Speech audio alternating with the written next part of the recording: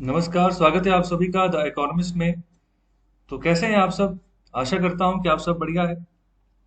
तो चलिए शुरुआत करते हैं आज के डेली करंट अफेयर्स के लेक्चर की। तो आज 2 जून 2021 है और आज का जो इम्पोर्टेंट कंटेंट है तो उसको इकट्ठा कंपाइल करके मैं आपके सामने लेकर आया हूँ और पूरा इन डेप्थ जो है डिस्कस करेंगे।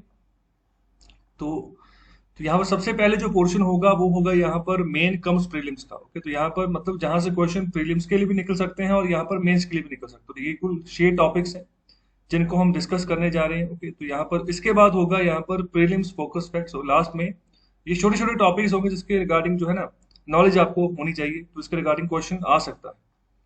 तो अभी मेंस वाले पोर्शन से शुरू करते हैं। तो जो पहला टॉपिक है, तो ये GS 1 से जनरल स्टडी पेपर 1 से यहाँ पर ये टॉपिक निकलता है, salient features of Indian society, diversity of India. तो अभी यहाँ पर बात कर रहे हैं गुरु ग्रंथ साहिब डेस्क्रेशन कंट्रोवर्सी। तो यहाँ पर इसको बरगारी कांड से भी ये जो ना ये वाक्य मशहूर हुआ है, तो काफी न्यूज में रहा है। तो खास तौर पे जो पंजाब वाला रीजन है वहां पर तो ये काफी न्यूज में है।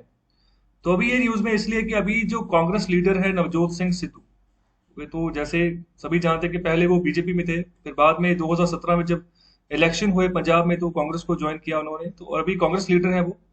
और उनको यहाँ पर पेश होना था एक 3 मेंबर कमेटी के सामने जो कि बनाई गई थी यहाँ पर ऑल इंडिया कांग्रेस कमेटी के द्वारा। तो यहाँ पर जो पंजाब में धड़ेबाजी चल रही है, तो पंजाब में क्या हो रहा है कि कांग्रेस में भी यहाँ पर ना ग्रुप बन गए। ओके, तो एक जो खेमा है वो कैप्टन अमरिंदर सिंह को फॉलो करता है, यहाँ पर जो दूसरा खेमा है वो नवजोत सिंह सिद्धू को फॉलो करता है। हालांकि नवजोत सिंह सिद्धू की यहाँ पर सपोर्ट काफी कम है कैप्टन अमरिंदर सिंह के मुकाबले में। तो इसका रीजन यही है कि ये नया चेहरा है पार्टी में, 2017 में ही ये ज्वाइन करे, उससे पहले ये बीजेपी में ही काम करते थे। तो अभी इनको एब्जॉर्ब नहीं, मतलब कह सकते हैं कि जो कांग्रेस पार्टी है पंजाब में इनको एब्जॉर्ब करने में अभी भी नाकाम रह रही है, जिसके चलते मतलब अभी भी कोई ना कोई इशू जो है यहाँ पर हो रहा है, क्योंकि अभी 2022 में अगले साल इलेक्शन आने वाले हैं। ओके, तो अभी अभी भी मिसअंडरस्टैंडिंग है। तो अभी क्यों है, तो अभी जो मिस्टर सिद्धू हैं तो यहाँ पर ये पेश हुए, तो यहाँ पर आरोप लगाया इन्होंने चीफ मिनिस्टर अमरिंदर सिंह के खिलाफ। तो यहाँ पर जो उन्होंने एसआईटी बनाई थी तो बाद में वो एसआईटी भंग हो गई। तो एसआईटी किसके लिए बनाई थी, तो यहाँ पर ना अपवित्रता हुई थी, मतलब काफी एक खराब इवेंट हुआ था पंजाब में, 2015 की यह बात है। जो गुरु ग्रंथ साहिब जी हैं तो उनके जो अंग होते हैं जिनको हम यहाँ पर पेजेस बोलते हैं, पन्ने बोलते हैं, तो उनको फाड़ कर फेंका गया था अलग अलग जगहों पर। तो ये काफी निंदनीय ये घटना हुई थी उस समय, और एक के बाद एक इंसिडेंट यहाँ पर ऐसे देखने को मिले थे उस समय। तो ये जो इसको बरगाड़ी कांड भी कहते हैं, तो ये 2015 में हुआ था। तो यहाँ पर सीरीज ऑफ यहाँ पर ऐसे अपवित्रता के इंसिडेंट यहाँ पर देखने को मिले थे, यहाँ पर जो गुरु ग्रंथ साहिब जी हैं उनके बारे में। तो यहाँ पर प्रोटेस्ट भी हुए इसके रिगार्डिंग पंजाब में। तो ये अक्टूबर 2015 की ये घटना जब से ये शुरू हो रहा है काम। पहला इंसिडेंट यहाँ पर जो अपवित्रता का पाया गया तो यहाँ पर ये बरगाड़ी बरगाड़ी जो है यहाँ पर ये फरीदकोट डिस्ट्रिक्ट में पड़ती है पंजाब में। ओके, तो ये जो फरीद नाम है ना, ये भी बाबा फरीद जी यहाँ पर हुए हैं इस पंजाब रीजन में, जिनके नाम के ऊपर फरीदकोट का नाम रखा हुआ है। ओके, तो यहाँ पर बात की जा रही कि 110 यहाँ पर उनके अंग थे, पेजेस थे, जिनको कि फाड़ कर फेंका गया। तो ये यहाँ पर 12 अक्टूबर की बात है। और यहाँ पर अर्ली मॉर्निंग की बात करें कि 14 अक्टूबर को 2 सिख प्रोटेस्टर्स थे, उनको भी गोली मारकर उनकी हत्या कर दी गई पुलिस के द्वारा, जो कि यहाँ पर पीसफुल प्रोटेस्ट कर रहे थे सरकार के खिलाफ की कार्रवाई हो। तो यहाँ पर नवंबर 2015 की बात कर रहे हैं कि पंजाब कैबिनेट ने यहाँ पर एक अमेंडमेंट की उस समय, section 295A of the Indian penal code. तो उसमें क्या इंसर्शन किया, उसमें यहाँ पर सेक्शन 295AA कर दिया। जब भी यहाँ पर अमेंडमेंट होती है ना, तो जो पहले से सेक्शन होता है तो उसका यहाँ पर नंबर नहीं चेंज होता, साथ में यहाँ पर कुछ डिजिट को ऐड कर दिया जाता है जहां से पता चल जाए कि हमने अमेंडमेंट की है। तो पहले ही यहाँ पर अमेंडमेंट थी, 295 से 295A हुआ तो ये अमेंडमेंट थी। तो इसके साथ एक और यहाँ पर अमेंडमेंट हुई है 295AA, और इसमें कह दिया कि जो भी यहाँ पर गुरु ग्रंथ साहिब के साथ यहाँ पर कोई भी अगर ऐसी ऐसी घटनाएं दोबारा पाई जाती हैं तो उसको यहाँ पर लाइफ सेंटेंस मिलेगा। ओके, तो यहाँ पर आजीवन कारावास उसको काटना पड़ेगा। ओके, तो आगे मैं ये भी बताता हूँ कि ये कोड क्या कहते हैं। तो उससे पहले जानते हैं कि गुरु ग्रंथ साहिब जी, तो यहाँ पर गुरु ग्रंथ साहिब जी जो हैं वो सेंट्रल रिलीजियस स्क्रिप्चर है सिखिज्म के। ओके, तो यहाँ पर जो सिख जो है, सिख लोग जो है, सिख भाईचारा जो है वो अपना जो है फाइनल जो है ना गुरु उनको मानते हैं। ओके, तो गुरु ग्रंथ साहिब जी को यहाँ पर 10 गुरुओं की जो है यहाँ पर बाणी इसमें दर्ज है। इससे पहले 10 गुरु हुए थे। तो इसके अलावा बात करें, पहले इनको आदि ग्रंथ यहाँ पर बोलते थे, जब यहाँ पर गुरु की उपाधि इनको नहीं दी गई थी तो उस समय, उससे पहले यहाँ पर आदि ग्रंथ इनको कहा जाता था। इनको यहाँ पर जो कंपाइल किया गया था वो यहाँ पर फिफ्थ गुरु के द्वारा किया गया था, सिखों के पांचवें गुरु के द्वारा। तो ये यहाँ पर 1564 से 1606 की ये बात है। ओके, तो ये यहाँ पर गुरु अर्जन देव जी का यहाँ पर जीवन कार्य जो काल जो है वो बताया गया है यहाँ पर। इसके अलावा इसकी जो कंपाइलेशन है वो कंप्लीट हुई 29 अगस्त 1604। और यहाँ पर पहली बार जो इनका, जिनको प्रकाश बोलते हैं, वो यहाँ पर किया गया गोल्डन टेम्पल अमृतसर में, तो वो 1 सितंबर 1604 को हुआ। तो बाबा बुड्ढा जी करके हैं जिनको की फर्स्ट ग्रंथी अपॉइंट किया गया। तो ग्रंथी वैसे ही जैसे हर एक धर्म में यहाँ पर एक स्पिरिचुअल जो लीडर होता है, जैसे अगर मैं मस्जिद की बात करूँ तो वहां पर मौलवी होते हैं, अगर मैं मंदिर की बात करूँ वहां पर पंडित होते हैं, तो वैसे ही गुरुद्वारा में ये ग्रंथी सिंह होते हैं। ओके, तो यहाँ पर फर्स्ट ग्रंथी इनको अपॉइंट किया गया था, तो वो भी गोल्डन टेम्पल में ये शुरुआत हुई थी। इनके कुल यहाँ पर 1430 अंग है, पेजेस है, और यहाँ पर 5894 के आसपास यहाँ पर शब्द, जिसको आप कंपोजिशन बोलते हो, हाइम बोलते हो। तो यहाँ पर जो नॉर्थ इंडियन जो एशियन क्लासिकल म्यूजिक है ना, तो उस यहाँ पर टर्म में यहाँ पर इसको गाया जाता है, जिसमें जिसको हम राग बोलते हैं। तो यहाँ पर कुल 31 राग है, यहाँ पर रागों में मतलब बानी जो है यहाँ पर दर्ज की हुई है। और इसके अलावा जो स्क्रिप्ट जो है वो गुरुमुखी स्क्रिप्ट है, ध्यान रखें। ओके, गुरुमुखी स्क्रिप्ट में लिखा गया है गुरु ग्रंथ साहिब जी को। और यहाँ पर जो भाषाएं हैं जो इंक्लूडेड हैं, तो इसके बारे में भी आपको पता होना चाहिए। जैसे यहाँ पर लहंदा, वेस्टर्न पंजाबी, तो यहाँ पर लहंदा का मतलब जो यहाँ पर वेस्टर्न पंजाब जो भी पाकिस्तान वाली साइड चला गया, उसको लहंदा शब्द इस्तेमाल वहां पर किया जाता है, क्योंकि वो वेस्टर्न साइड हो जाती है। और इसके अलावा ब्रज भाषा है, कौरवी है, संस्कृत है, सिंधी है, पर्शियन, तो ये सभी भाषाएं यहाँ पर दर्ज है। ओके, तो यहाँ पर स्क्रिप्ट यही है, लेकिन जो जिस भाषा में पहले लिखी गई थी यहाँ पर बाणी जो जिस भी भक्तों के द्वारा लिखी गई थी, तो यहाँ पर उसी संदर्भ में यहाँ पर सुनने को या देखने को मिलती है। और इसके अलावा 6 गुरुओं की यहाँ पर बाणी दर्ज है, तो यहाँ पर उनके नाम है, थोड़ा सा एक बार रीडिंग ले लें। और इसके अलावा यहाँ पर 13 हिंदू भक्ति मूवमेंट के यहाँ पर संत पोइट हुए जिनकी बानी यहाँ पर दर्ज है, और 2 यहाँ पर मुस्लिम सूफी पोइट हैं जिनकी बानी दर्ज है। तो ये थोड़ा सा ओवरव्यू देख लें। तो ये 10 गुरु हैं सिखों के। इसके अलावा ये भक्तों की यहाँ पर पूरी डिटेल है। तो यहाँ पर भक्त जयदेव ये बंगाल से हुए हैं, भक्त रामानंद जी, ओके, भक्त नामदेव, भक्त त्रिलोचन जी, परमानंद जी, पीपा जी, सैन जी, सूरदास जी, तो ये इनके नाम भी आपने सुने होंगे। इसके रिगार्डिंग, इनके रिगार्डिंग मूवीज भी आपने देखी होगी, काफी पुरानी मूवीज बनती रही हैं। ओके, बाबा सुंदर जी, बलवंत राय जी, तो ये सभी यहाँ पर नाम है सभी भक्तों के। थोड़ा सा यहाँ पर भी आप जो है इधर भी ध्यान दे लें। तो यहाँ पर जैसे भक्त भीकन जी हो गए, भक्त बेनी जी, कबीर जी, सदना जी, धन्ना जी, तो ये सभी की बानी यहाँ पर इसमें दर्ज है। ओके, और बाबा फरीद जी, तो ये मुस्लिम यहाँ पर पॉइंट है। ये तो इन्हीं के नाम पर यहाँ पर जो फरीदकोट का शहर का जो है ना डिस्ट्रिक्ट जो है बनाया हुआ है। और अभी बात करते हैं सेक्शन 295 के बारे में। तो सेक्शन 295 क्या कहता है? सेक्शन 295 कहता है, ये आईपीसी के अंतर्गत ये बनाया गया है कि यहाँ पर कोई भी डिस्ट्रक्शन, डैमेज करते हो, डिफाइलमेंट करते हो किसी भी यहाँ पर प्लेस ऑफ वर्शिप की। ओके, तो प्लेस ऑफ वर्शिप कोई भी हो सकती है। ओके, तो यहाँ पर कोई भी उसके रिगार्डिंग कोई ऑब्जेक्ट हो, जहाँ पर उस वर्शिप के स्थान पे अगर कोई ऑब्जेक्ट, कोई चीज पड़ी, अगर उसके साथ भी अगर कोई चीज खराब करते हो, ऐसा यहाँ पर कोई इंसल्ट करने की कोशिश करते हो, मतलब किसी भी रिलीजन के या पर किसी भी क्लास के पर्सन के, तो यहाँ पर पनिशेबल है। ओके, तो यहाँ पर जेल हो सकती है, कम से कम यहाँ पर 2 साल की सजा हो सकती है, फाइन हो सकता है, दोनों हो सकते हैं। ओके, तो यहाँ पर बात, this section has been enacted to compel people to respect religious susceptibilities. कहने का मतलब ये है कि जो धार्मिक भावनाएं हैं ना अलग अलग, उनको यहाँ पर प्रोटेक्ट करके चलना है, रिस्पेक्ट करके चलना, इसलिए यहाँ पर ये सेक्शन बनाया गया। फिर बात आई 295A, तो यहाँ पर अमेंडमेंट की गई 295A। तो यहाँ पर इसके चलते भी यही है कि मतलब कोई भी अगर कोई खराब एक्ट करता है, सबसे बुरा व्यवहार करता है, यहाँ पर उल्लंघन करता है रिलीजियस फीलिंग्स की, ठेस पहुंचाता है, तो उस समय यहाँ पर जो है ना ये वाला एक्ट लागू होगा। तो यहाँ पर अगर बहुत बड़े पैमाने पर किसी इंडिविजुअल ने यहाँ पर जो है नुकसान किया है, तो मतलब जैसे कि अभी इसी कांड में देखने को मिला, किसी रिलीजन की इंसल्ट की, तो उस समय यहाँ पर 295A लगता है। तो अभी पंजाब सरकार ने इसमें ही डबल ए लगाया, तो उसमें यहाँ पर लिख दिया है कि गुरु ग्रंथ साहब की अगर कोई बेदबी करेगा तो उसको यहाँ पर उम्र कैद होगी।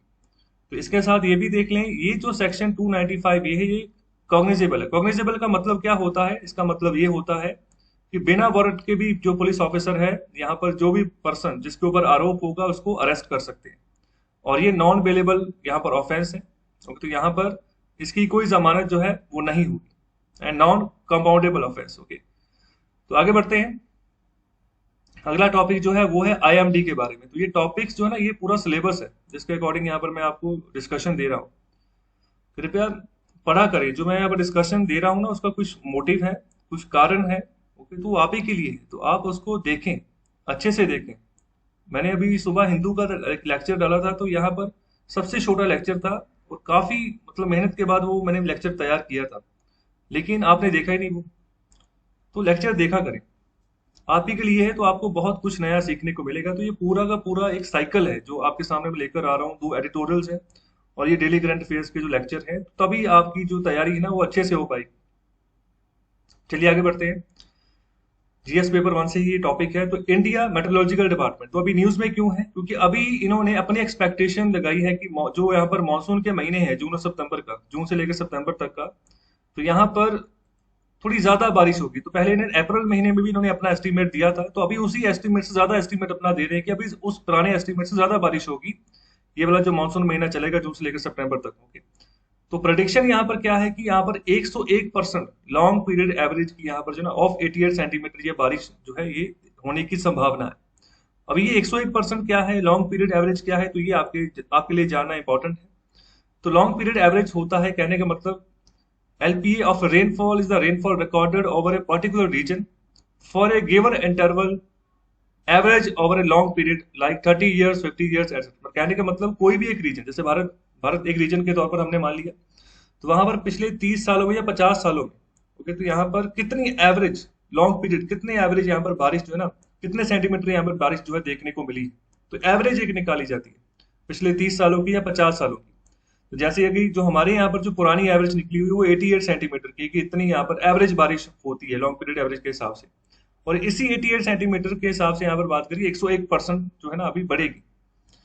तो अभी इंडिया के क्षेत्र में यहाँ पर बात करेंगे, जो लॉन्ग पीरियड एवरेज है, एवरेज रेनफॉल जो अभी रिकॉर्ड किया गया है हमारी कंट्री में, कहाँ से कहाँ तक, 1961 से लेकर 2010 तक, तो हमारे यहाँ पर ये रेंज फॉलो करके हम चल रहे हैं। तो यहाँ पर भी कुल 50 साल हो गए, तो 50 साल का पिछला रिकॉर्ड जो है या एवरेज रेनफॉल का, उसको मानकर जो है आगे हम लॉन्ग पीरियड एवरेज निकालते। तो उस समय 88 सेंटीमीटर हमने निकाला था कि इतनी यहाँ पर एवरेज बारिश हुई है पिछले 50 सालों में। तो अभी अगर रेनफॉल 96% और 104% के बीच में होती है, ओके, तो of the long period average, तो हम यहाँ पर कहते हैं कि नॉर्मल रेंज है। अगर यहाँ पर 96 से कम चली गई तो यहाँ पर कहेंगे कि बिलो नॉर्मल है, जितनी होनी चाहिए थी बारिश उतनी नहीं हुई है। और अगर 104 से ऊपर चली गई तो हम कहेंगे कि बहुत ज्यादा बारिश हुई, तो यहाँ पर फ्लड्स आने के यहाँ पर चांसेस और ज्यादा हो जाएंगे। तो फ्लड तो यहाँ पर अभी भी आएंगे जब नॉर्मल बारिश हुई, लेकिन अगर 104 से एक्सीड करेगा तो सिचुएशन को कंट्रोल करना और टफ हो जाएगा। और अभी बात करिए एवरेज रेनफॉल भारत में जो होती है, अगर हम यहाँ पर ईयर के हिसाब से बात करें तो ये 120 सेंटीमीटर है। ओके, तो यहाँ पर अगर पर ईयर के हिसाब से बात करें तो ये जो 88 सेंटीमीटर ये 50 सालों की एवरेज है। ओके, तो इसको एक तरीके से हम बेस मान लेते हैं। ओके, तो उसी से अब ऊपर जो है हम यहाँ पर एक्सटेंड करके जो है अपना एस्टिमेशन जो है वो देते रहते हैं। और आगे यहाँ पर बात कर रहे हैं कि कौन से विंड्स जो है रिस्पॉन्सिबल होती हैं जो रेनफॉल आता है, तो इसको बोलते हैं मानसून विंड्स, जो भारत में रेनफॉल लेकर आती हैं। तो एग्रीकल्चर भारत में ज्यादातर बारिश के ऊपर डिपेंड होता है। तो यहाँ पर अच्छा मानसून अगर आता है, सफिशिएंट रेन होती है, तो अच्छी क्रॉप निकलती है। तो मानसून विंड जो है यहाँ पर बहुत इंपॉर्टेंट है भारत की इकोनॉमी के लिए। आगे बात करते हैं, GS2 का टॉपिक है national commission for protection of child rights, NCPCR। तो ये न्यूज में क्यों है? तो यहाँ पर बल स्वराज करके एक ऑनलाइन ट्रैकिंग पोर्टल है। ओके, तो यहाँ पर of A national child right body, तो यहाँ पर नेशनल चाइल्ड राइट बॉडी यही है NCPCR। तो इसी का ये पोर्टल है जिसका नाम है बल स्वराज। तो इसके रिगार्डिंग क्वेश्चन बन सकता है, पता होना चाहिए कि इसका लिंक किसके साथ है। ओके, तो कौन से मंत्रालय के साथ है आपको ये भी पता होना चाहिए। तो ये सब मैं आपको बताऊंगा अभी।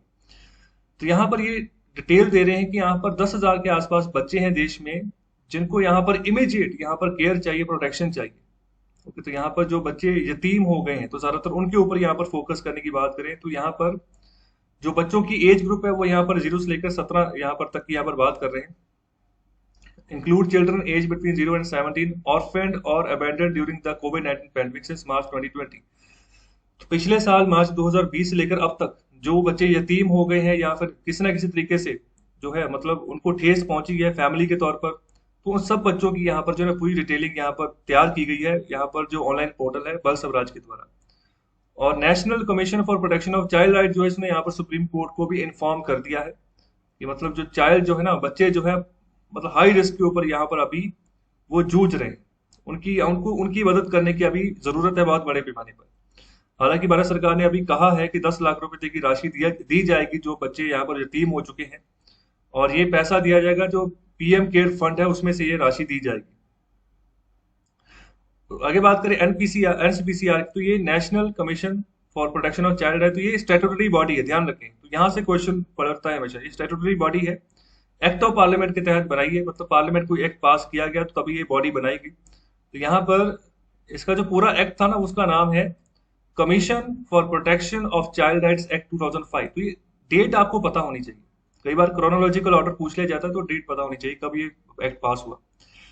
और ये आता है ministry of women and child development के अंदर, ध्यान रखें। ओके, तो एनसीपीसीआर जो है वुमेन एंड चाइल्ड डेवलपमेंट मंत्रालय के तहत काम करता है। ये शुरुआत इसकी यहाँ पर हुई थी मार्च 2007 में। ओके, एक्ट 2005 में बना, लेकिन शुरुआत ओके 2007 में। ऑपरेशन में आते आते भी चीज को यहाँ पर समय लगता है भारत में। आगे यहाँ पर जो फैक्ट्स पाए गए हैं यहाँ पर इस रिपोर्ट में, जो ऑनलाइन पोर्टल बनाया गया है, तो उसमें कहा जा रहा है कि जो डिस्ट्रिक्ट अथॉरिटीज है उत्तर प्रदेश की, तो यहाँ पर इनके द्वारा 2110 यहाँ पर बच्चे जो है ना वो यतीम पाए गए जिनके माँ बाप अभी नहीं है। ओके, दूसरा यहाँ पर अबैंडर्ड, यहाँ पर किसी का एक पेरेंट जो है चला गया, जब माँ चली गई या बाप चले गया, तो ऐसे बच्चे।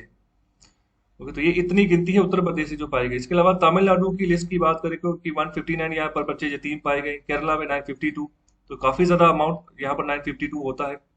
बिहार में 1327, महाराष्ट्र में 796, कर्नाटका में 36, आंध्र प्रदेश में 116, हरियाणा में 776, जम्मू कश्मीर में 375, गुजरात में 434। तो यहाँ पर ये अभी मई 29 तक का ये डाटा है कि इतने बच्चे यतीम हो गए जिनके माँ बाप दोनों ही नहीं रहे कोविड के चलते, कोविड हो गया उनको। ओके, तो ये फैक्ट आपके सामने है अलग अलग राज्यों का।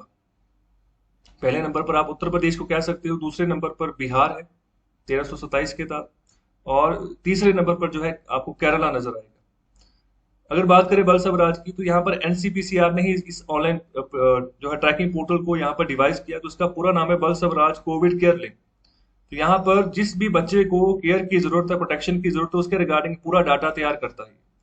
और यहाँ पर ये जो पोर्टल है कमीशन का, तो यहाँ पर इसको इसलिए भी बनाया गया, इसका पर्पस ये भी है कि ऑनलाइन ट्रैकिंग की जाए, बच्चों की पता चले। तो यहाँ पर जो डिजिटल रियल टाइम जो मॉनिटरिंग है ना पूरे मैकेनिज्म की जाए, खासतौर के बच्चों की, कहाँ पर कौन सा बच्चा जो यतीम है, किस बच्चे को कहाँ पर प्रोटेक्शन चाहिए। तो इसलिए इसके लिए यहाँ पर जो ना ऑनलाइन पोर्टल है, तो यहाँ पर कोई भी जानकारी यहाँ पर दे सकता है। जो जानकारी यहाँ पर पहुंचेगी, फिर उसी जानकारी को यहाँ पर कंपाइल करके उनकी यहाँ पर पॉलिसी बनाएंगे। ओके, तो यहाँ पर भारत सरकार को पॉलिसी बनाने के लिए यहाँ पर सहायता होगी। पता चलेगा कि कुल गिनती एक्चुअल मायने में कितनी है, रियल टाइम बेसिस पे कितनी बढ़ती जा रही है, तो उस हिसाब से प्लानिंग करेंगे। आगे है जनरल स्टडी पेपर 2 का यहाँ पर टॉपिक है, और यहाँ पर बात कर रहे हैं model tenancy act. Okay, model tenancy act, तो ये न्यूज में क्यों, क्योंकि अभी हमारे जो प्राइम मिनिस्टर ऑफ इंडिया है, तो उनकी जो यूनियन कैबिनेट है, तो देखो कैबिनेट की मीटिंग होती है, तो इसमें जितने भी अलग अलग मंत्री होते हैं ना, तो खुद से एक डिसीजन लेके रखते हैं कि हमने अपने डिपार्टमेंट में, अपने मंत्रालय में ये एक नई चीज करने जा रहे हैं, तो ये एक नया एक्ट हम लाएंगे। तो फाइनल मेजोरिटी जब मीटिंग होती है ना इकट्ठी पूरी कैबिनेट की, तो हमारे प्राइम मिनिस्टर देते हैं, चीफ एग्जीक्यूटिव वो है, सरकार उनकी है।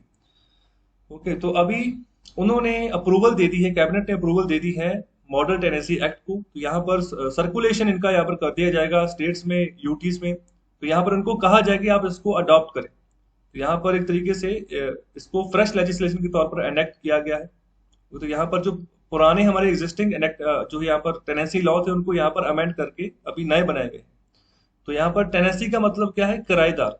ओके, मॉडल टेनेंसी एक्ट, किराएदार। देखो किराएदार की जो यहाँ पर मार्केट है ना, टेनेंस मार्केट जो है, जिसमें लोग अपना घर किराए पे देते हैं, तो इसमें पुराने समय में यही दिक्कत रहती थी कि शुरू शुरू में तो लोग दे देते थे अपना घर, लेकिन बाद में वो कब्जा करके बैठ जाते थे, अपना वो घर ही नहीं छोड़ते थे, क्योंकि उस समय कोई एग्रीमेंट वगैरह नहीं करते थे लोग। तो यहाँ पर भरोसे के आधार पर देते थे, लेकिन जब बैठ गए फिर वापस निकलने का नाम ही नहीं लेते थे। तो अभी बहुत सारी और भी प्रॉब्लम्स थी इसके रिगार्डिंग, तो उन सभी के बारे में यहाँ पर मैं इसके की फीचर आपको बताता हूँ, आपको सारे डाउट्स आपके क्लियर हो जाएंगे। और जो भी अगर आप घर भी किसी को किराए पे दे रहे हैं, तो क्या क्या एग्रीमेंट में चीजें होंगी, कौन अगर यहाँ पर उनको अनुपालन नहीं करेगा, किसको यहाँ पर जो है दंड हो सकता है, तो ये भी यहाँ पर बताया। तो ये जो की फीचर है इस पॉलिसी के, तो यहाँ पर बात करें जो टेनेंट्स हैं, तो यहाँ पर जो किराएदार है ना, तो यहाँ पर वो लायबल है कि वो जो लैंडलॉर्ड, जो यहाँ पर मकान मालिक है, उसको यहाँ पर double rent they for 2 month and 4 times the rent in the consequent month. Okay, तो यहाँ पर अगर 2 महीने से ज्यादा अगर चले जाते हैं तो यहाँ पर 4 गुना ज्यादा यहाँ पर किराया देना पड़ेगा। क्यों? अगर वो यहाँ पर अपना स्टे करते हैं after expiry of the rental agreement. Suppose करो अगर 1 साल का एग्रीमेंट हुआ कि 1 साल तक हम आपको घर किराए पे देंगे, 1 साल से ज्यादा जाएंगे तो यहाँ पर फिर इतना यहाँ पर ना दुगना यहाँ पर किराया देना पड़ेगा। या फिर अगर या 2 महीने से आगे रहते हैं तो यहाँ पर सॉरी 1 महीने से फिर आगे रहते हैं तो यहाँ पर 4 गुना किराया हो जाएगा। ओके, तो अगले जितने महीने लगातार रहते जाएंगे तो यहाँ पर 4 गुना किराया देना पड़ेगा इनको। ओके, तो ये यहाँ पर सिचुएशन है।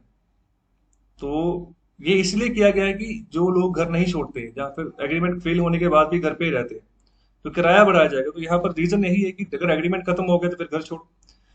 आगे यहाँ पर बात कर रहे हैं कि जो लैंडलॉर्ड, जो मकान मालिक हैं, वो अप्रोच कर सकते हैं रेंट कोर्ट। तो यहाँ पर अलग से यहाँ पर किराया वसूलने वाली कोर्ट की यहाँ पर बात करें, कचहरी की बात कर रहे हैं। तो यहाँ पर if tenants fail to pay the rent for 2 months in a row, तो यहाँ पर अगर यहाँ पर जो किराएदार है लगातार 2 महीने तक यहाँ पर किराया नहीं दे रहा, तो यहाँ पर रेंट कोर्ट पर जाकर अपनी अपील कर सकता है जो है मकान मालिक है। और इसके अलावा यहाँ पर बात करें कि यहाँ पर without permission, prior permission of the landlord, the tenant is not eligible to sublet whole और part of the rented accommodation. तो जो यहाँ पर कमरा या यहाँ पर जो घर किसी किराएदार को दिया गया है ना, तो यहाँ पर लैंडलॉर्ड की परमिशन के बिना वो अपनी जो दी हुई किराए की चीज उसको फर्दर किसी और को किराए पे नहीं दे सकता। जैसे यहाँ पर लोग कई बार ऐसा करते हैं कि एक बंदे ने किराए पे ले लिया तो बाद में कह रहे हैं कि मेरा किराया ज्यादा, 2-3 बंदे और बुला लेते हैं तो किराया आपस में बांट लेते हैं। तो ऐसा नहीं है, अगर ऐसा कर रहे हैं तो यहाँ पर परमिशन लेनी पड़ेगी लैंडलॉर्ड की। और इसके अलावा जो मकान मालिक हैं उनको भी यहाँ पर एक रिटर्न नोटिस देना पड़ेगा, 24 घंटे पहले एडवांस नोटिस देना पड़ेगा, अगर वो यहाँ पर अपने घर पे वहां पर विजिट करना चाह रहे हैं जहां पर किराएदार रह रहा है। ओके, तो यहाँ पर एक और यहाँ पर लिमिट है कि वो 7 बजे से पहले, सुबह 7 बजे से पहले विजिट नहीं कर सकते, और यहाँ पर रात के 8 बजे के बाद जो है विजिट नहीं कर सकते अपने ही घर में जिसको कि किराए पे दिया हुआ है। तो इससे यहाँ पर जो ना प्रिवेसी का हनन होता था, जो यहाँ पर किराएदार होते थे उनके, तो अभी उनका भी यहाँ पर देखो पक्ष देखा गया है।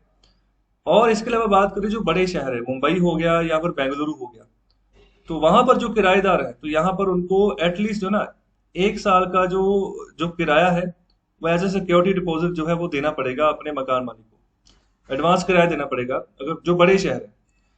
और इसके अलावा जब राज्यों में, यहाँ पर जो अलग अलग राज्यों में जो यहाँ पर मकान मालिक हैं, तो यहाँ पर अगर राज्य इस पॉलिसी को अडॉप्ट करते हैं तो एक बात यहाँ पर ये भी ध्यान रखें, सर्कुलेशन जारी कर दिया गया तो अभी राज्यों के ऊपर है कि वो इसको अडॉप्ट करते हैं या नहीं करते हैं। अगर जो जो राज्य इनको अडॉप्ट करेगा तो ये सारी यहाँ पर जो यहाँ पर प्रावधान है वो लागू होंगे। ओके, तो अगर यहाँ पर किसी राज्य में, यहाँ पर कोई राज्य अगर अडॉप्ट करता है पॉलिसी को, तो यहाँ पर जो आम शहर है तो वहां पर सिर्फ 2 महीने का रेंट जो है वो एडवांस के तौर पर ले सकता है यहाँ पर मकान मालिक। ओके, बड़े शहरों के लिए अब 1 साल का एडवांस किराया देना पड़ेगा, लेकिन अगर छोटे शहर में हो तो यहाँ पर सिर्फ 2 महीने का सिक्योरिटी डिपॉजिट आपको देना होगा। तो ये थोड़ा सा फर्क है, ध्यान रखें। आगे यहाँ पर बात करें जो लैंडलॉर्ड है, तो यहाँ पर इसको भी will have to give 3 month notice. तो यहाँ पर अगर जब भी किराया बढ़ाना है ना, तो जैसे कई बार ऐसे किराया बढ़ा दिया जाता है बिना बताए, तो 3 महीने पहले नोटिस देना होगा किराएदार को कि आपका किराया बढ़ेगा। ओके, और इसके अलावा बात करें कि मेंटेनेंस की, जब बात करें जहां पर रह रहे हैं किराएदार, तो वहां पर दोनों पार्टीज यहाँ पर रिस्पॉन्सिबल है, किराएदार भी और मकान मालिक भी।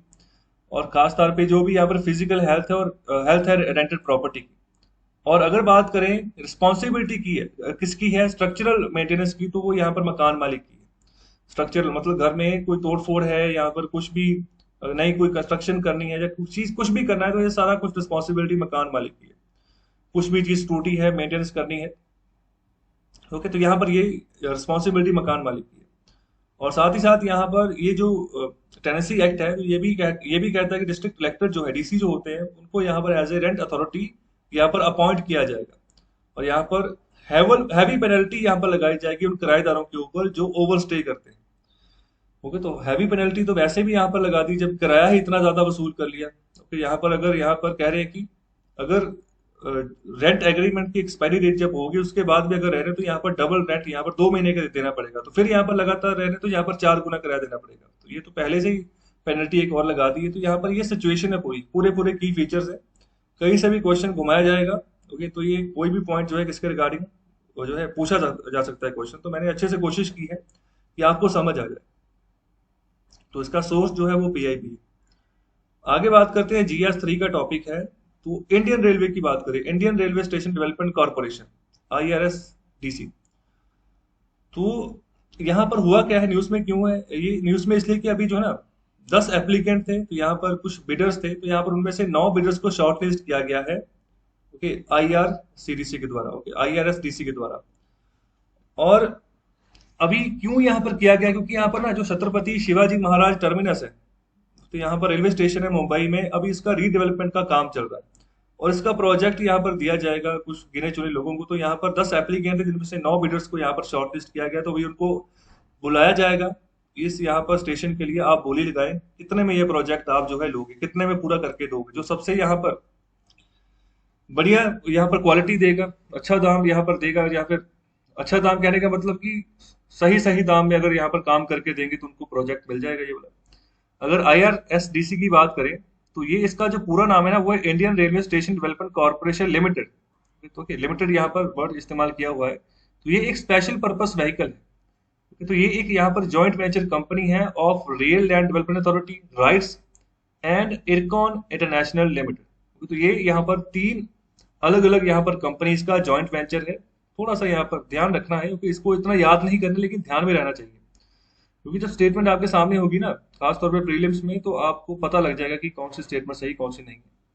तो इसको बनाया गया है कंपनी एक्ट 1956 के तहत, 2012 को ये बना था। इसके हेडक्वार्टर जो है वो न्यू दिल्ली में।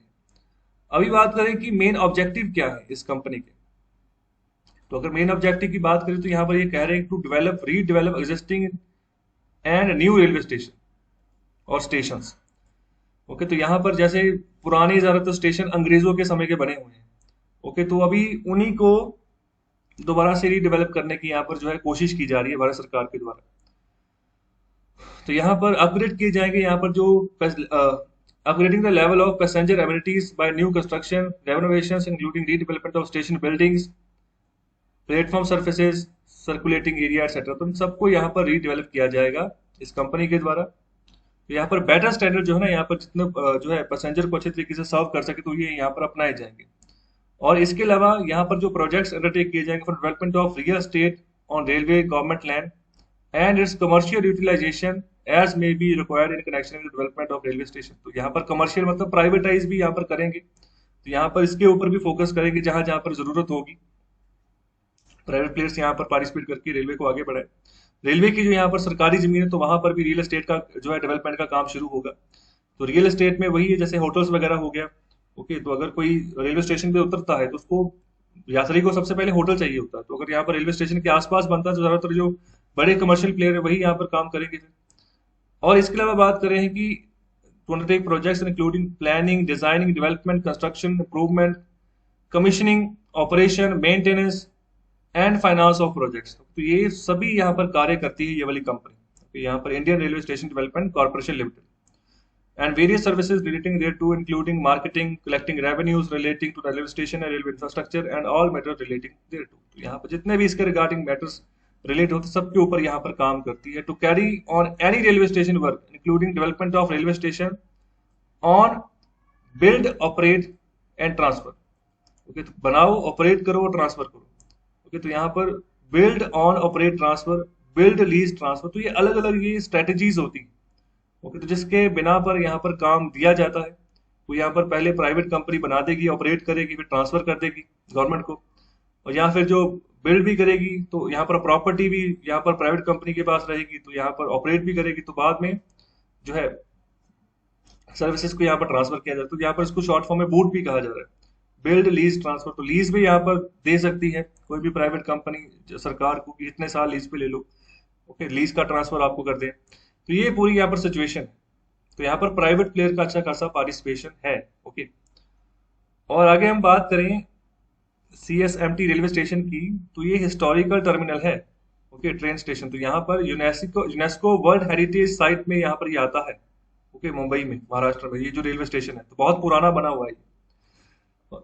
इसको बनाया गया था यहाँ पर ब्रिटिश बॉर्न यहाँ पर एक आर्किटेक्चर थे, इंजीनियर थे, फ्रेडरिक विलियम स्टीवन। ओके, तो यहाँ पर इसका जो स्टाइल है ना, वो यहाँ पर इटालियन गोथिक स्टाइल है, मतलब जिस स्टाइल में ये बना हुआ है। बहुत सारी फिल्मों की शूटिंग यहाँ पर हुई, जैसे राव 1 फिल्म थी शाहरुख खान की, इसके अलावा जो एक स्लम डॉग मिलियनेयर करके फिल्म थी, तो वहां पर भी शूटिंग यहाँ पर इसी रेलवे स्टेशन में हुई। ओके, लास्ट में पिक्चर आपको मैं दिखाता हूँ इसकी। और आगे बात करें कि इसकी कंस्ट्रक्शन शुरू हुई थी 1878 में। यहाँ पर जो ओल्ड बोरीबंदर रेलवे स्टेशन उसके साउथ में यह पड़ता है, तो पहले एक्चुअल में यही मेन रेलवे स्टेशन था, बोरीबंदर। तो यहाँ पर इम्पोर्ट एक्सपोर्ट की एक्टिविटीज ब्रिटिशर्स के द्वारा काफी बढ़नी शुरू हो गई, तो उनको यहाँ पर एक जगह चाहिए थी अलग से एक रेलवे स्टेशन, तो अभी जिसके चलते ये वाला रेलवे स्टेशन जो इसको बनाया गया। ओके, तो यहाँ पर 1887 में कंप्लीट हो गई इसकी कंस्ट्रक्शन। तो यहाँ पर 50 साल पूरे हो गए थे उस समय जो क्वीन विक्टोरिया के जो रूल था उसके। ओके, तो ये विक्टोरिया रूल, ये यूके में। ओके, तो भारत में भी डायरेक्ट रूल इन्हीं का था, क्योंकि क्राउन रूल शुरू हो गया था 1857 के बाद। ओके, तो यही इन्हीं का रूल था भारत भारत के ऊपर भी डायरेक्टली। तो मार्च 1996 की बात है कि स्टेशन का नाम बदला गया, तो यहाँ पर छत्रपति छत्रपति शिवाजी टर्मिनस इसका नाम दिया गया। और इसका जो एक बात और है, जो भारत का जो सेंट्रल रेलवे ना, तो उसका हेडक्वार्टर भी यही वाला रेलवे स्टेशन है। ओके, तो भारत की यहाँ पर अलग अलग यहाँ पर जोन है रेलवे के। तो कितने जोन हैं, क्या क्या नाम है, ये आप कमेंट बॉक्स में आंसर करें मुझे। रीडेवलपमेंट कॉस्ट की अगर बात करें, जो अभी काम चल रहा है, कितना खर्चा आएगा। यहाँ पर जो मैंडेटरी कॉस्ट की बात करें ना, इसमें फाइनेंसिंग भी होगी, कंटेंजेंसी, सबको यहाँ पर मिला ले, जो भी सामान यहाँ पर चाहिए, तो यहाँ पर 1642 करोड़ के आसपास का खर्चा होगा। तो इन्वेस्टमेंट अपॉर्चुनिटी यहाँ पर है। ओके, यहाँ पर सब लोगों के लिए, इसी के चलते तो यहाँ पर जो है बिडिंग अभी करवाई जाएगी।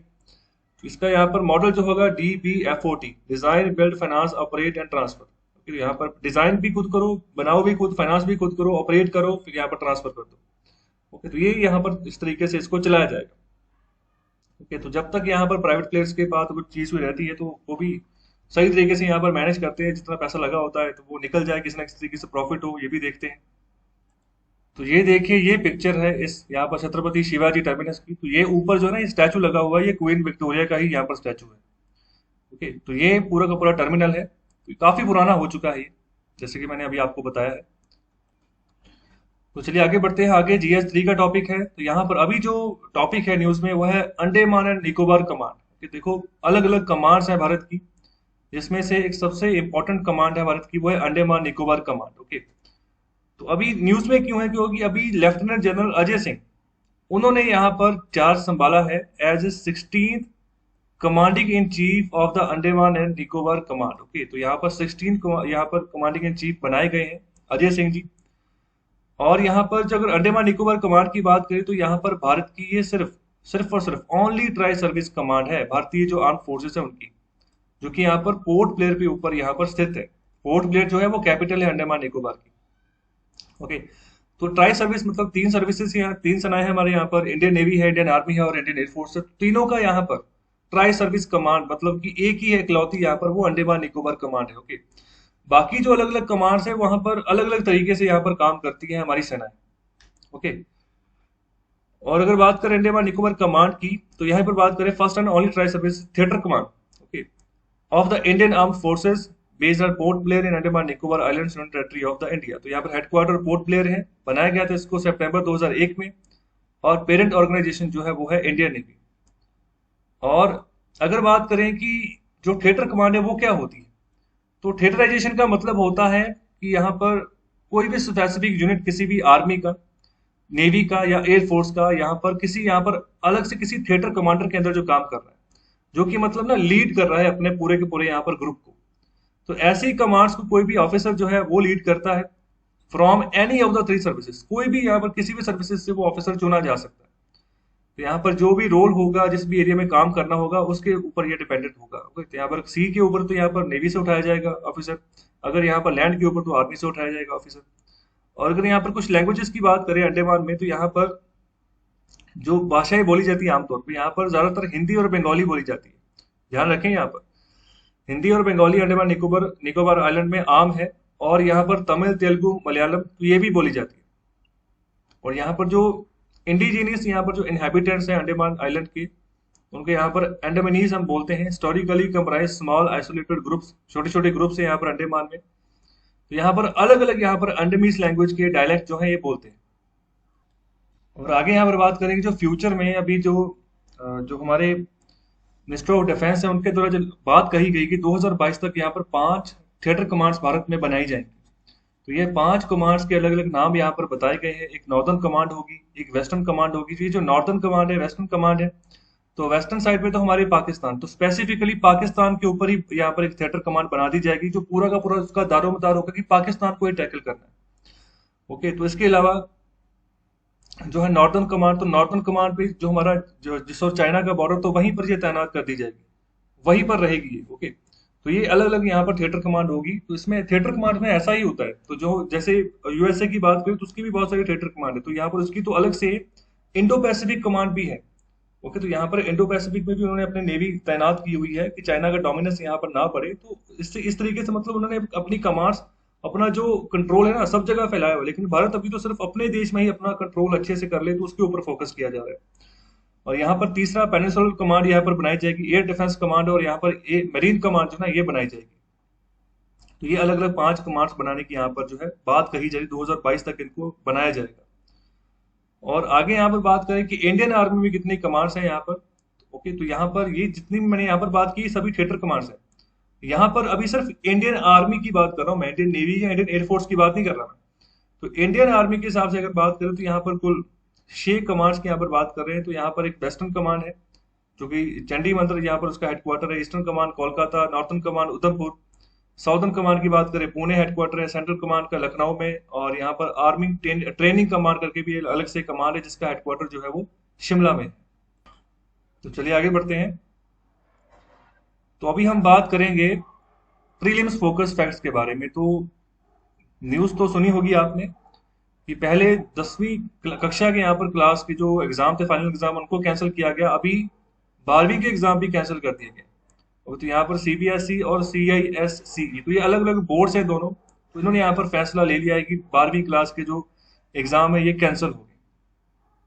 तो यहाँ पर बात की जा रही है, assessment will be made as per well defined objective criteria in a time bound manner. तो बहुत जल्दी समय में असेसमेंट जो लगाई जाएगी, रिजल्ट तो तैयार करना ही है बच्चों का, तो वो किस तरीके से करेंगे। तो यहाँ पर जो पुराने रिजल्ट है बच्चों के, जो लास्ट टाइम पेपर दे चुके हैं, तो क्या उसके हिसाब से यहाँ पर मेरिट बनेगी या फिर क्या क्या तरीका होगा, तो उसको भी बहुत जल्दी ये यहाँ पर लागू करेंगे।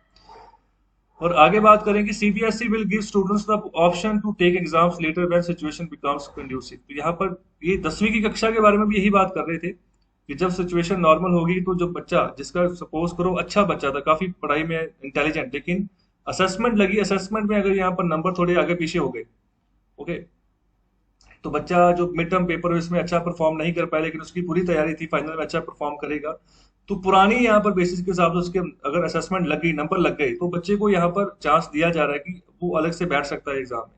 तो इस यहाँ पर 12वीं की कक्षा में भी यही बात कह रहे हैं, जब सिचुएशन नॉर्मल होगी तो वो बच्चा एग्जाम में बैठ सकता है, अगर उसको लगे सेटिस्फाइड नहीं है कि मेरे नंबर अच्छे नहीं है। और इसके अलावा बात करें जो JEE नीट के जो exam not discussed at review meeting, अभी इसके बारे में कोई डिस्कशन नहीं हुई है। और आगे यहाँ पर बात करें, we have taken a decision that is student friendly, one that safeguards the health as well as future of our youth। तो अच्छा डिसीजन हम इसको कहेंगे। Congratulations students of class 12 for making your voices heard after all the uncertainty and stress, you deserve to relax and celebrate today। आज का दिन जो है वो सेलिब्रेट करें। तो ये बात यहाँ पर प्रियंका गांधी वाड्रा कह रही है, जो कांग्रेस लीडर है। और ये यहाँ पर केजरीवाल का ट्वीट आया है, तो यहाँ पर इन्होंने भी काफी कहा था पहले कि जो है एग्जाम कैंसिल होना चाहिए। तो कह रहे हैं कि मैं भी खुश हूँ, यहाँ पर एग्जाम कैंसिल कर दिए गए। तो all of us were very worried about the health of our children, a big relief. आगे बात करते हैं, यहाँ पर बात कर रहे हैं federation of resident doctors association, short form में इसको फोडा बोल रहे हैं। ये जो यहाँ पर एसोसिएशन है, ये एक तरीके की प्रोफेशनल एसोसिएशन है, जितने भी यहाँ पर रेजिडेंट डॉक्टर हैं भारत में उनकी, और इसको बनाया गया था 2014 में दिल्ली में। तो अभी क्यों ये न्यूज में, इसलिए कि अभी जो बाबा रामदेव जी हैं, उन्होंने IMA की, इंडियन मेडिकल एसोसिएशन के जो है खिलाफ काफी बातें उन्होंने बोल दी हैं। जैसे उनकी लास्ट टाइम स्टेटमेंट आई थी कि 10,000 के आसपास काफी जो डॉक्टर्स हैं वो मर गए, ठीक है, जो यहाँ पर जो होम्योपैथी जो दवाई यूज करते, तो होम्योपैथी जो मॉडर्न मेडिसिन है उसको बोलते हैं। ओके, तो उसी के चलते यहाँ पर नाराजगी पाई जा रही है डॉक्टर्स की जो एसोसिएशन है उनमें। तो अभी इन्होंने ब्लैक डे के तौर पर एक दिन को यहाँ पर जो है मनाया है स्वामी रामदेव के खिलाफ। आगे यहाँ पर बात करें दिल्ली एक्साइज अमेंडमेंट रूल्स 2021। तो दिल्ली सरकार की जो एक्साइज ड्यूटी लगती है शराब के ऊपर, तो अभी इसके रिगार्डिंग कुछ अमेंडमेंट की, तो अभी क्या करेंगे ये, अभी ये शराब की जो ना होम डिलीवरी जो है इसको अलाउ करेंगे through mobile apps and websites. तो यहाँ पर इसके लिए इन्होंने अपने जो रूल है दिल्ली एक्साइज अमेंडमेंट रूल्स उसको थोड़ा अमेंड किया है और यहाँ पर ये प्रावधान डाल दिया है कि यहाँ पर होम डिलीवरी अल्कोहल की होगी। और इसी के चलते जो शराब निर्माता कंपनीज है तो उनमें काफी खुशी की लहर जो ना वो पाई जा रही है। और आगे अभी लास्ट में बात करते हैं लिटोरा मीरा के बारे में। तो ये क्या चीज है, तो यहाँ पर एक नया यहाँ पर एक फ्रॉग का स्पीसीज पाया गया है discover recently in the rain forest of new Guinea. तो इसकी लोकेशन में आपको मैं एंड में बताऊंगा कि कहाँ पर एक्चुअल में ये यहाँ पर ये चीज ये जगह कहाँ पर है। So they are chocolate colour, colour का रंग जो है इनका रंग जो है वो आपको पता होना चाहिए चॉकलेट कलर है। तो इनका जो नाम है वो यहाँ पर इंस्पायर किया गया है बाय लैटिन एडजेक्टिव मीरम। तो लैटिन अमेरिका वहां पर जो आम भाषाएं जो एडजेक्टिव बोली जाती है मीरम करके विच मीन्स सरप्राइज्ड और स्ट्रेन, बड़ा विचित्र यहाँ पर जिसका मतलब निकलता है। Stemming from the scientist surprise is discovering an undescribed member of the predominantly Australian Litoria genus of tree frogs. तो यहाँ पर जो ऑस्ट्रेलिया के लिटोरा जीनस है ट्री फ्रॉग्स का, तो उन्हीं की कह रहे हैं कि यहाँ पर एक तरीके से मेंबर जो है हमें यहाँ पर जो है पाया गया है। So Litoria mira can be distinguished from all other Litoria by its unique combination of moderately large size, webbing on hand, मतलब हाथ में अब अच्छे से मतलब ये जो है पकड़ आ सकती है इनकी, relatively short and robust limbs, and small violet patch of skin and edge of its size। तो ये आपकी इसकी फोटो देखो आप, तो ये यहाँ पर ये फ्रॉग की स्पीस है। आप पूरा इसका ये पंजे देखिए इसके, ओके, तो इसका जो है फेस जो है वो देखिए, तो आपको कलर देखिए चॉकलेट कलर है। तो ये नई स्पीसीज जो है ये पाई गई है, कहां पर पाई गई है, न्यू गिनिया। ओके, तो ये लेक्चर अभी यहाँ पर खत्म होता है। लास्ट में यहाँ पर मैं आपको ये भी ये प्लेस दिखाता हूँ कि ये कहाँ पर है। तो ये देखो ये ऑस्ट्रेलिया है। ओके, तो ऑस्ट्रेलिया के यहाँ पर नॉर्दर्न फ्रंट पे जाओगे तो ये पपुआ न्यू गिनिया करके ये अलग से देश है। ये जो बाउंड्री लाइन आप देख रहे हैं ना, तो ये यहाँ पर इसकी हद खत्म हो जाती है इस देश की। इसके आगे ये इंडोनेशिया का पार्ट है, ये इंडोनेशिया का हिस्सा है, ये इंडोनेशिया यहाँ तक फैला हुआ है। ये देखो ये यहाँ से शुरू होता है, ये भी सारा इंडोनेशिया का पार्ट है। और ये देखो ये जकार्ता सुमात्रा, तो ये भी इंडोनेशिया का पार्ट है। ओके, तो ये यहाँ पर पड़ता है पपुआ न्यू गिनिया। तो यहाँ पर ही न्यू गिनिया करके यहाँ पर जो है इलाका पाया जाता है। ओके, तो जहाँ पर ये जो फ्रॉग की जो स्पीसीज है जंगलों में ये पाई गई है। इसके आसपास देखो यहाँ पर जो है ये बिस्मार्क सी यहाँ पर है। इसके अलावा यहाँ पर अराफुरा सी है। ओके, इसका नाम याद रखें, अराफुरा नाम करके यहाँ पर एक सी है। या ऐसे ही यहाँ पर समुद्र के नाम आपसे पूछ लिए जाएंगे और ये पूछ लिया जाएगा कौन से एरिया में ये जो है सी पड़ता है। और कई बार क्रोनोलॉजिकल ऑर्डर भी पूछ लिया जाता है कि नॉर्दर्न साइड पे कौन सा वाला सी है, साउदर्न वाली साइड पे कौन सा वाला सी है। ये जो यहाँ पर बिस्मार्क की बात करें, थोड़ा सा ऊपर है, ये नीचे है। ओके, इसके मुकाबले में यहाँ पर भी एक सी आ रहा है जिसका नाम है सिरम सी। ओके, फिर आगे चले जाए तो यहाँ पर बांदा सी आ जाता है, मलुक्का सी आ जाता है। ओके, इसके अलावा ये साबो सी है। ओके, तो यहाँ पर फ्लोर सी है। तो यहाँ पर इसके अलावा ये यहाँ पर बात की जा रही है मक्कसर स्ट्रेट के बारे में। तो स्ट्रेट यहाँ पर हम उसको बोलते हैं जहाँ पर एक समुद्री रास्ता निकले किन्हीं भी यहाँ पर दो लैंड एरियाज के बीच में, तो उसको हम यहाँ पर स्ट्रेट बोलते हैं। तो इसका नाम याद रखें। ओके, तो यहाँ पर बहुत सारी स्ट्रेट्स पड़ती हैं जब भी यहाँ पर शिपिंग जो है होती है, शिपिंग इंडस्ट्रीज के जो शिप निकलते हैं। ओके, तो ये यहाँ पर पूरा का पूरा सिनेरियो है इस एरिया का। तो अपना फीडबैक दें कैसा लगा आपको लेक्चर।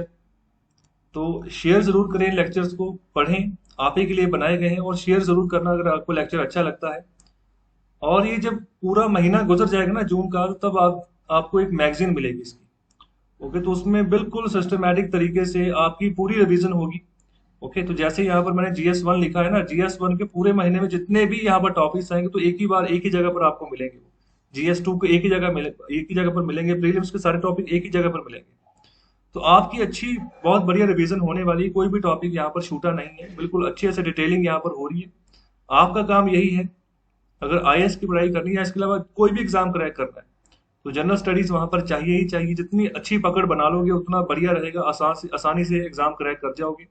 बस ये सुबह के 2 एडिटोरियल्स फॉलो करो और यहाँ पर ये डेली करंट अफेयर का लेक्चर फॉलो करो, ये सफिशिएंट है। और साथ ही साथ रिवीजन करो, संडे का संडे जो दिन आता है उस दिन रिवीजन जरूर करो।